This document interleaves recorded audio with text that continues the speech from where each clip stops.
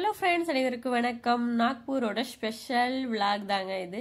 பார்த்தீங்கன்னா ஆல்ரெடி நான் ஒரு வீடியோ போட்டிருப்பேன். என்னன்னு பார்த்தீங்கன்னா நாக்பூரில் வந்து முஸ்லீம்ஸ் வந்து கோவிலில் வந்து ஃபங்க்ஷனு அப்படின்னு சொல்லிட்டு நான் விளாக் போட்டிருப்பேன். அந்த விளாகோட கண்டினியூ தான். ஸோ உள்ளே போகையில் வந்து பார்த்தீங்கன்னா சாமியை வந்து உள்ளே வந்து வரவேற்று கொண்டு போனது சூப்பராக இருந்ததுங்க. நம்ம வந்து கோவிலில் வந்து முளைப்பாரி, அளவு குத்தி இந்த மாதிரிலாம் கொண்டு போவோம் இல்லைங்களா, அதே மாதிரி இவங்களும் வந்து ஊர்வலமாக வந்து சாமிக்கு வந்து கொண்டு போகிற விஷயங்கள் பார்க்கும்போது சூப்பராக இருந்தது.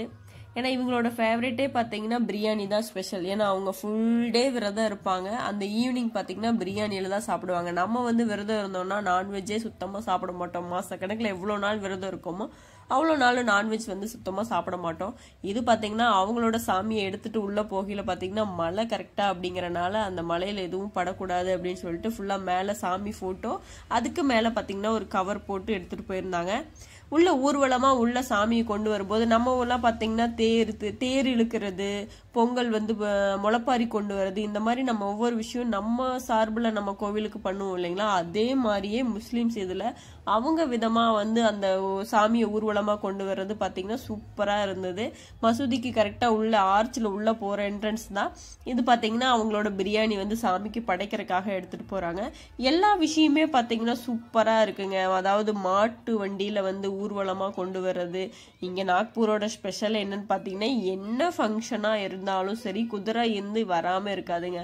பொண்ணழைப்பு, மாப்பிள்ளை அழைப்பு, கோயில் விசேஷம், இந்த மாதிரி உள்ள ட்ரம் செட்டு, விநாயகர் சதுர்த்தி, என்ன ஃபங்க்ஷனாக இருக்கட்டும் அதில் பார்த்தீங்கன்னா ஸ்பெஷலே இந்த வெள்ளை குதிரைகள் வந்து அழகாக சூப்பராக ஜோடிச்சு அதை கொண்டு வர்றது தான். அதுலேயும் இந்த ட்ரம் செட்டுக்கு ஏற்ற மாதிரி அந்த குதிரை வந்து ஆடுறது இன்னும் சூப்பராக இருக்கும்.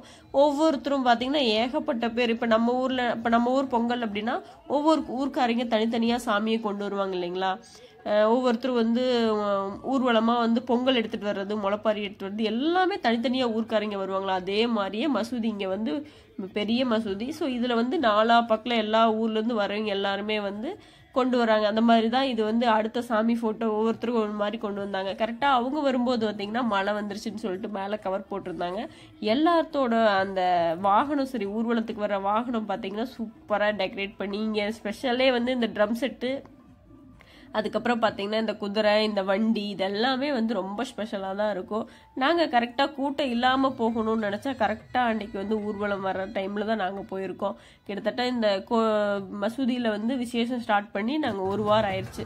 நாங்கள் ஒரு வாரம் ஆகுங்காட்டி சரி இன்னும் கூட்டம்லாம் குறைஞ்சிருக்கும், ஃபங்க்ஷன்லாம் முடிஞ்சிருக்கும், நம்ம போனோம்னா கடை வீதி தேர்க்கடையை சுற்றிட்டு வரலாமே அப்படின்ட்டு போனோம். அந்த அன்றைக்கி தான் பார்த்தீங்கன்னா ஊர்வலமாக வந்திருந்தாங்க. ஃபுல்லாக ட்ரம் செட்டுங்க. கிட்டத்தட்ட ஒரு எவ்வளோ பேர் தெரியுங்களா, கணக்கே நம்ம எண்ண முடியாது. கிட்டத்தட்ட ஒரு 3/4 மணி நேரம் டிராஃபிக். அப்படியே உள்ளே போகிறதே பார்த்தீங்கன்னா ஃபுல்லாக லைனாக ஒவ்வொரு குரூப்பும் ஒவ்வொருத்தரும் பார்த்தீங்கன்னா ட்ரம் செட்டு, அதுக்கப்புறம் வந்து இந்த சவுண்டு, இந்த பிபி மாதிரி ஊதுறது, இதெல்லாம் வந்து எனக்கு பேர் வேறு தெரியாது. ஸோ இதெல்லாம் பார்த்தீங்கன்னா ஒவ்வொரு குரூப்பும் தனித்தனியாக இருக்கும்.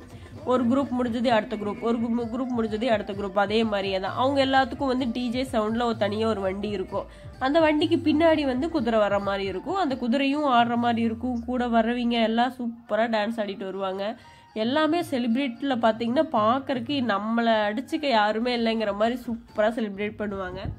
நம்ம ஊரை விட இங்கே ஃபங்க்ஷனை செலிப்ரேட் பண்ணுறது இந்த விஷயம் மட்டும் இல்லைங்க, எல்லா ஃபங்க்ஷனும் என்ன விஷயமா இருந்தாலும் இவங்க இந்த ட்ரம் செட்டு, ஆடல் பாடல் அப்படிங்கிற மாதிரி வேற லெவலில் தான் வந்து மிரட்டு காட்டிடுவாங்க. எல்லாம் பார்த்தீங்கன்னா குதிரை பார்த்தீங்கன்னா கிட்டத்தட்ட ஒரு 50 குதிரைக்கு மேலே இருக்குங்க. அவ்வளோ குதிரைகள். ஏன்னா ஒவ்வொரு குரூப்புக்கும் கிட்டத்தட்ட 6-7 குதிரை கொண்டு வராங்க. கிட்டத்தட்ட ஒரு குரூப்பும் தனியாக ட்ரம் செட்டு, தனியாக டிஜே, தனியாக அது இல்லாமல் வந்து அந்த சவுண்டு, அதுக்கப்புறம் அவங்களோட பிரியாணி செய்கிறது, அதுக்கப்புறம் பார்த்தீங்கன்னா அவங்க குரூப்பில் தனியாக டான்ஸு, இப்படி எல்லாம் எத்தனை பேர் ஒவ்வொருத்தரும் ஒரே டைமில் ஆஜராகும் போது பாருங்கள் ட்ரம் செட் அப்படியே வேற லெவலுங்க. அவங்க அந்த டிஜே சவுண்டையும் ஓவர்டேக் பண்ணி ட்ரம் செட் அடிக்கிறாங்க.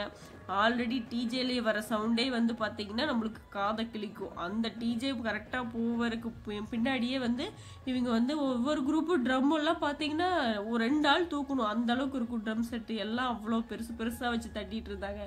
பார்க்குறக்கே அந்த இடத்த விட்டு போகிறக்கே மனசு இல்லைங்க. நாங்களே லேட் ஆகி போனோம். கிட்டத்தட்ட பார்த்தீங்கன்னா நாங்கள் உள்ளே போகல மணி 10 மணிக்கு தான் அவங்க இவ்வளோ ஆரவாரமாக பயங்கரமாக தட்டிகிட்டு இருக்காங்க.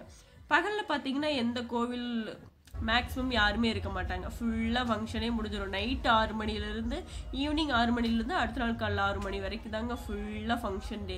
ஸோ இது பார்த்தீங்கன்னா நாக்பூர் ஸ்பெஷல் ஃபுட்டு. இது வந்து நம்ம எப்படி சாப்பிடுவோம், பூரி சுட்டு சாப்பிடுவோம் இல்லைங்களா, அதே மாதிரி தான் மைதா மாவில் வந்து இப்போ பெருசாக பூரி மாதிரி சுட்டுருவாங்க. இதுக்கு சைட் டிஷ் பார்த்தீங்கன்னா கேசரி கொடுப்பாங்க. நல்லா இனிப்பு வந்து நல்லா இனிப்பாக இருக்கும். அந்த கேசரியை பார்த்தீங்கன்னா நம்ம கொஞ்சம் சாப்பிட்டாலே திகட்டுற மாதிரி இருக்கும்.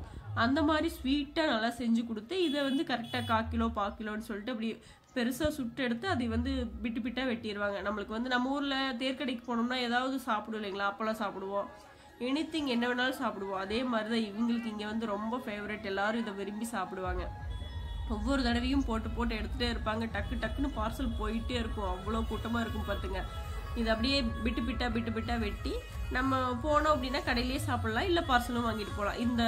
இதுக்கு தான் வந்து இந்த சைட் டிஷ் பார்த்தீங்கன்னா கேசரி. இது வந்து ஃபுல் நம்ம எப்படி கேசரி கலரோ அதே கேசரி தான், சேம் அப்படியே செஞ்சுருப்பாங்க. ஆனால் என்ன டேஸ்ட், இனிப்பு மட்டும் கொஞ்சம் ஜாஸ்தியாக இருக்கும். ஒரு 1/4 kg நம்ம வாங்கி சாப்பிட்டோம், அதாவது 1/4 கிலோ வாங்கி சாப்பிட்டோம்னா நம்மளுக்கு அதுவே திகட்டிடும். அதுக்கப்புறம் உள்ளே பார்த்தீங்கன்னா இந்த ஜோக்கர் வந்து இவங்க வந்து மேலே அந்த மரணக்கிணறு சுற்றுவாங்க இல்லைங்களா, அந்த பைக்கு காரெல்லாம், அதுக்கு முன்னாடி வந்து அந்த கேப்பில் இடப்பட்ட கேப்பில் வந்து அவங்க வாங்க டிக்கெட் கொடுக்குற வாங்கன்னு சொல்லிட்டு கூப்பிடுற கேப்பில் இவங்க வந்து தனியாக டான்ஸ் ஆடி எல்லாத்தையும் சூப்பராக வந்து இது பண்ணது சூப்பராக இருந்துச்சு. உள்ளே வந்து அந்த இது ஷோ வந்து உள்ளே நடக்கும்போது வந்து வண்டி பைக்கெல்லாம் ஓட்டுற ஷோ நடக்கிறப்போ வந்து இவங்க வந்து ரெஸ்ட் எடுத்துக்குவாங்க. அந்த ஷோ உள்ள கேப் கிடைக்கிற சமயத்தில் பார்த்தீங்கன்னா இவங்க சூப்பராக தனியாக பாட்டு போட்டு சூப்பராக எல்லாத்தையும் சூப்பராக ஆடி டான்ஸ் ஆடி இங்கே தனியாக கலெக்ஷன் பண்ணிட்டு இருப்பாங்க. அதுக்கப்புறம் வாங்க டிக்கெட் எடுக்க வாங்க அடுத்த ஷோ அப்படின்னு சொல்லிட்டு சூப்பராக கூப்பிடுவாங்க. இவங்களை பார்த்தாலே நமக்கு உள்ளே போய் பார்க்கணும் அப்படிங்கிறது தோணும். ஏன்னா யார் போனாலுமே போயிட்டு இவங்க ஆடுறது இவங்க கூப்பிடுறத நம்ம பார்க்காம போகவே முடியாது. அவ்வளோ சூப்பராக இது பண்ணுவாங்க. அப்புறம் டான்ஸ் ஆடிட்டு இருப்பாங்க. எல்லாம் முடிச்சு ஃபைனலி நாங்கள் பார்த்தீங்கன்னா வந்து எப்போவுமே போனதையும் சாப்பிட்றது தான், ஆனால் பட் தூரியெல்லாம் ஆட போகணும் அப்படிங்கிறதுனால வந்து போயிட்டு சாப்பிட முடியாதுன்ட்டு கிட்டத்தட்ட 12:30க்கு வந்து சாப்பிட்றோம். அதாவது மிட் நைட்டு 12 கரெக்டாக நாங்கள் சாப்பிடும்போது பார்த்தீங்கன்னா 1 மணி. அப்போ 1 மணிக்கு நாங்கள் போயிட்டு பிரியாணிக்கு வெயிட் பண்ணி தான் சாப்பிட்டோம். ஏன்னா பிரியாணி வந்து ஃபுல்லாக முடிஞ்சிருச்சுன்னு சொல்லிட்டாங்க. திரும்பவும் நாங்கள் வெயிட் பண்ணி பிரியாணி ஆர்டர் பண்ணி அவங்க செஞ்சு கொடுக்க வரைக்கும் வெயிட் பண்ணி அதுக்கப்புறம் பார்த்தீங்கன்னா தந்தூரி உப்பு கறி மாதிரி ஒன்று செஞ்சு கொடுத்தாங்க. சூப்பராக இருந்தது, எல்லோ கலரில். அதெல்லாம் சாப்பிட்டு முடிக்கவே பிரியாணி வந்துருச்சு. எப்பவுமே பிரியாணி ஆர்டர் பண்ணி வெயிட் பண்ணணும், அதே மாதிரி தான் போய் வெயிட் பண்ணி நைட்டு 1:30க்கு பிரியாணி சூப்பராக சாப்பிட்டுட்டு அந்த நாள் சூப்பராக போயிடுச்சு. நாக்பூரில் நம்ம போய் எங்கே சாப்பிட்டாலும் பிரியாணி வந்து கொஞ்சம் அரவேக்காடு பிரியாணியாக தான் இருக்கும், பட் சூப்பராக இருந்துச்சு. ஓகே ஃப்ரெண்ட்ஸ், வீடியோ பிடிச்சிருந்தா லைக் பண்ணுங்கள். தேங்க்யூ.